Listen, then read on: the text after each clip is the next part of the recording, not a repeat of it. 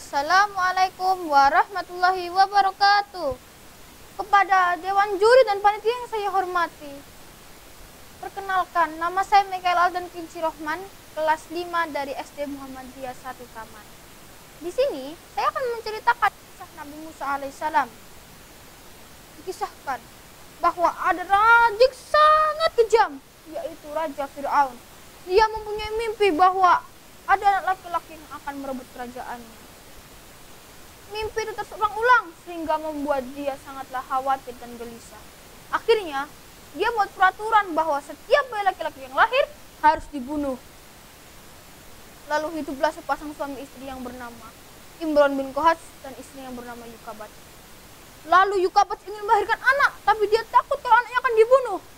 Lalu Yukabat dan Imran berlari ke hutan dan mereka menemukan sebuah gua. Akhirnya Yukabat melahirkan di situ. Sungguh sangat terkejut bahwa anaknya adalah anak laki-laki. Lalu dia menaruh dalam kotak dan menghanyutkannya ke sungai Nil. Di tempat lain, ada Asia istri Fir'aun dan para pengikutnya sedang mandi di sungai Nil. Dan Asia sangat terkejut bahwa ada kotak yang menghampirinya. Asia sangat penasaran apa dengan isinya. Lalu Asia membuka kotak itu dan mengambil. Bahwa ada seorang bayi laki-laki yang sangat cantik dan wajahnya bersinar. Asia langsung jatuh cinta. Lalu Asia berlari ke Fir'aun dan berkata, "Hai suamiku, lihat apa yang aku bawa, lihat apa yang aku bawa." Fir'aun yang mengetahui bahwa itu anak laki-laki, dan dia berkata, "Hah, apa itu? Akan aku bunuh itu." Tapi Asia membelanya, "Tidak suamiku, tidak. Dia hanya bayi laki yang tidak apa-apa, dia tidak mungkin merebut kerajaanmu." Fir'aun tidak mempercayai. Asia menamai bayi itu Musa. Lalu, lama-kelamaan, Fir'aun mulai menyukai bayi itu dan dia menggendong. Tanpa sengaja, Musa kecil menarik jenggot Fir'aun dengan sangat keras. "Ah, sakit jenggotku, sangat kurang ajar bayi ini." Lalu Asia tetap membelanya. "Tidak suamiku, tidak. Dia hanya tidak sengaja suamiku, tidak." Fir'aun tidak mempercayai hal itu.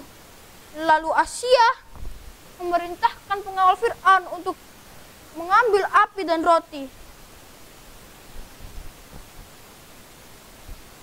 dan ditaruh di hadapan Musa kecil. Tapi apa yang terjadi? Musa kecil justru mengambil api dan dia memakannya.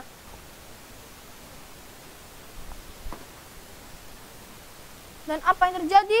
Lidahnya mengkerut sehingga membuat tidak bisa bicara dengan baik. Lalu akhirnya Fir'aun mulai percaya bahwa Musa kecil hanyalah bayi biasa yang tidak tahu apa-apa dan tidak mungkin merebut kerajaannya. Akhirnya Asia dan Fir'aun merawat Musa hingga dewasa. Pada saat dewasa, Musa diangkat Allah menjadi Rasul dan Nabinya. Dan Nabi Musa memiliki misi untuk mendakwahi Raja Fir'aun. Tapi upaya itu gagal sehingga membuatnya difitnah menjadi tukang sihir. Akhirnya Fir'aun memerintahkan Nabi Musa alaihissalam melawan penyihir-penyihir kerajaan. Tapi Nabi Musa mengeluarkan mukjizatnya berupa tongkat yang dipegangnya berubah menjadi ular yang sangat besar dan memakan ular-ular kecil yang dibuat oleh tukang sihir itu. Lalu sebagian rakyat Fir'aun dan penyihir-penyihir itu masuk Islam, yang membuat Fir'aun sangatlah murka. Lalu Nabi Musa melihat ada dua orang pemuda, yang satu dari Bani Israel, yang satu dari Mesir. Mereka sedang bertengkar. Nabi Musa ingin melerai kedua pemuda itu, tapi justru pemuda Mesir ini jatuh dan terluka parah sehingga membuatnya meninggal dunia. Lalu Fir'aun yang mengetahui hal itu langsung memerintahkan pengawalnya untuk membunuh Nabi Musa beserta para pengikutnya dan menyiksa kaum Bani Israel. Lalu Allah memerintahkan Nabi Musa alaihissalam menuju Kan'an. Tapi Fir'aun juga mendengar rencana itu. Akhirnya Fir'aun dan bala tentaranya mengejar Nabi Musa menuju Kan'an. Pada saat sampai di Laut Merah, Nabi Musa berdoa kepada Allah akan diselamatkan. Lalu Allah memerintahkan Nabi Musa alaihissalam untuk mengetokkan tongkatnya 3 kali ke laut.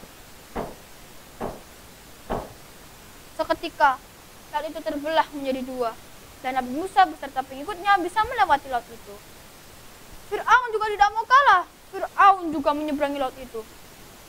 Pada saat Nabi Musa sampai di ujung, Fir'aun masih di tengah. Nabi Musa kembali mengetukkan tongkatnya di kali ke laut.